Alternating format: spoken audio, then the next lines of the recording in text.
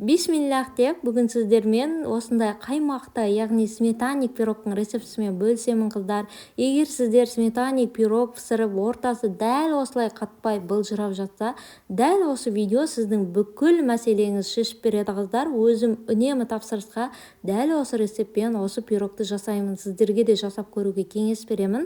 Алдымен ұнға салқын сармайды салып, крошка жасап аламыз. Майды теркіден, яғни сармайды теркіден өткізіп алсаңыздар да болады.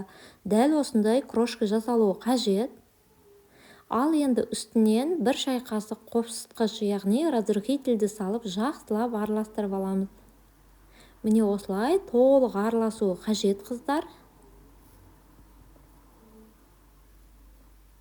Бөлек ыдысқа шекерге, яғни қантқа жұмыртқаны салып, жақсылап араластырып, қантымызды, шекерімізді ертіп аламыз.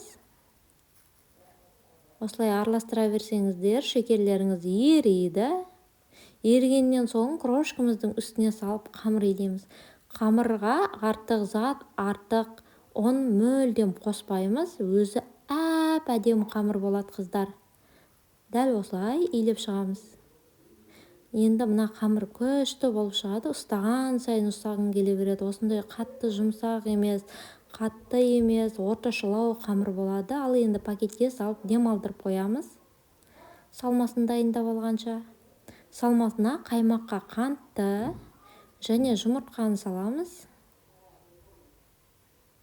Мен 2 жұмыртқа саламын. Үстінен кукурузный, яғни жүгері крахмалын саламыз қыздар. Картофельный крахмал жарамайды. Міндетті түрде жүгері крахмалын салыңыздар. Крахмал салмай қоюға да болмайды. Себебі сіздердің сметанниктеріңіздің ортасы былжырап қатпауы осы крахмал салмаудан. Сол үшін крахмалды саламыз.